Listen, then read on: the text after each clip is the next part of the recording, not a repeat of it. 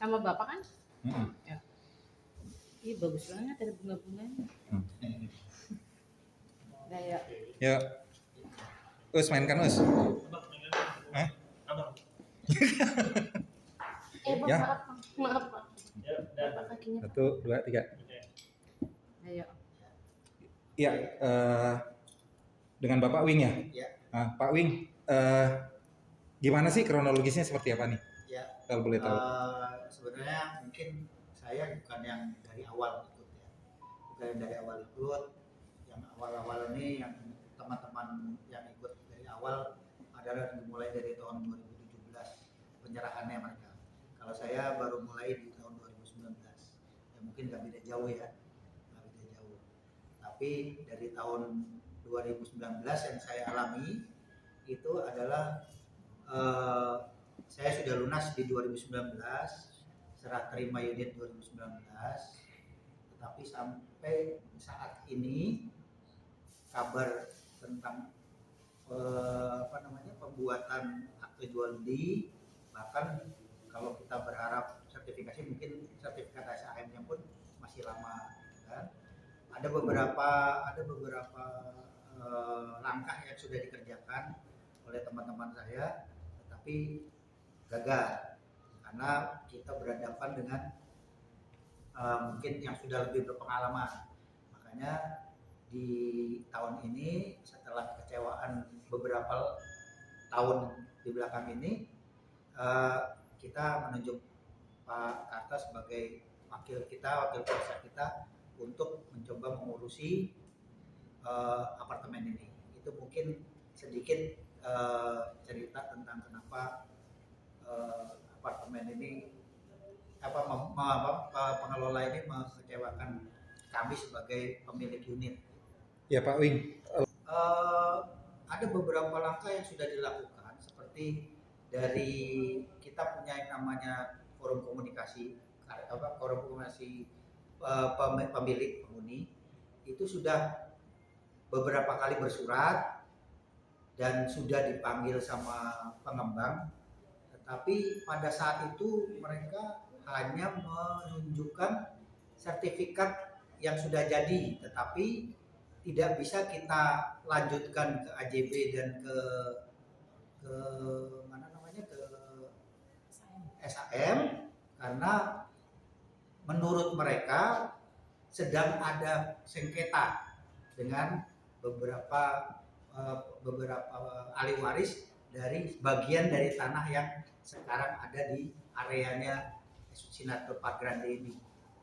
Jadi BPN-nya memblokir sertifikat itu yang jadi ininya, sehingga mereka jadi alasan si pengembang untuk belum melanjutkan ke AJB atau SAM. Itu yang jadi ininya. Itu langkah yang sudah dilakukan oleh teman-teman dari forum komunikasi pemilik dan penghuni.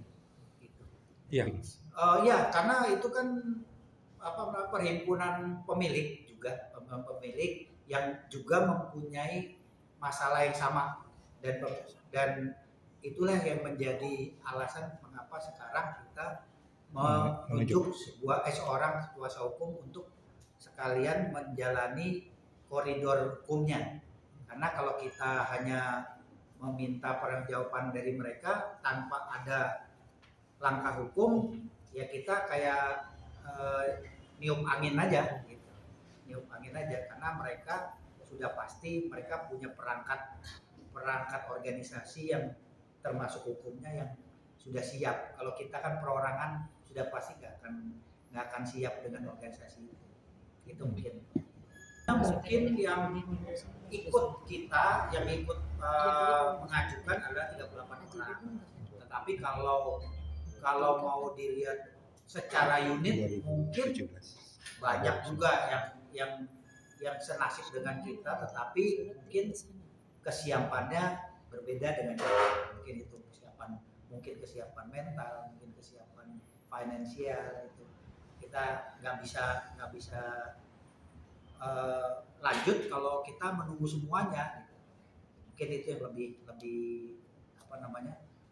jadi alasan kita untuk bisa lanjut ke permintaan kita nanti melalui hukum. Oke, berarti Bang, Kita dijanjikan ada, sedangkan di perjanjian jual belinya pun ada. Tetapi ya seperti itu janji yang ada di surat perjanjian jual beli.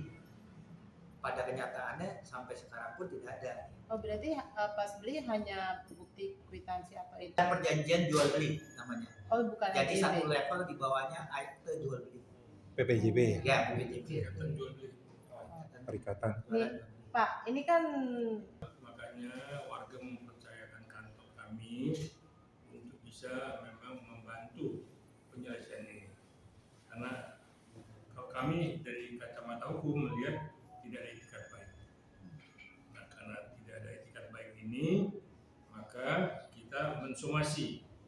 Kalau 2 kali nanti somasi itu jalan tetap tidak punya etikat baik, kita akan laporkan di Polda dengan dalih penipuan. Karena sudah sekian lama dijanjikan, ternyata sertifikat induknya bersengketa dengan ahli waris. Nah, apa yang diharapkan oleh konsumen atau warga? Nah, kan itulah yang kita mau pressure supaya memang segera diselesaikan dan direalisasikan apa yang memang dijanjikan oleh manajemen kepada konsumen. Karena mereka tempoh hari juga di dalam perikatan itu, apabila konsumen terlambat membayar, ya, maka akan didenda 10 juta per bulan. Kan terbalik. Nah, sementara kalau manajemen terlambat membuat sertifikat, apa sanksinya? Nah, ini kan ada perikatan yang tidak seimbang. Nah, itulah yang nanti setelah pidana, kalau masih double juga, kita akan lakukan gugatan perdata untuk menunjukkan itu. Oke, berarti ini masih somasi pertama ya? Besok somasi Oh, pertama besok jalan. somasi pertama. Tapi udah naik dulu media. Oke. Ya, apa nih? Ya, yang paling jelas ya harapannya pasti kita Punya punya sertifikat. sertifikat karena kita memiliki unit dengan surat-surat yang sah itu, karena secara hukum itu yang menjadi pegangan kita kan. Satu itu, terus kedua supaya ya nanti di kemudian hari tidak ada yang seperti ini lagi gitu. Karena memang agak komplikasi berat untuk cerita tentang kepemilikan properti di Indonesia ini. Itu ya itu terulang karena bukan hanya saya mungkin contoh kecil dari contoh besar yang ada di Indonesia ini. Ya seperti banyak lah sekarang, Ibu berarti banyak kan soalnya banyak kasus sekarang kan. Nah, itu yang menjadi harapan saya. Satu adalah kepemilikan sah secara hukum dengan surat yang memang diberikan oleh negara, dan kasus yang seperti ini tidak terulang kembali di kemudian hari tentang soal kepemilikan properti. Tidak ada korban-korban lain yang dijanjikan oleh pengembang. Himbauannya kepada manajemen. Himbauannya pada manajemen ya cepat diselesaikan masalah ini dengan baik mungkin juga dengan kekeluargaan, tanpa ada masalah yang berhubungan dengan mungkin dengan lebih ribet, lebih susah lagi, lebih ribet lagi. Yang paling gampang adalah ya cepat diurus SHM-nya. Oke, terima kasih.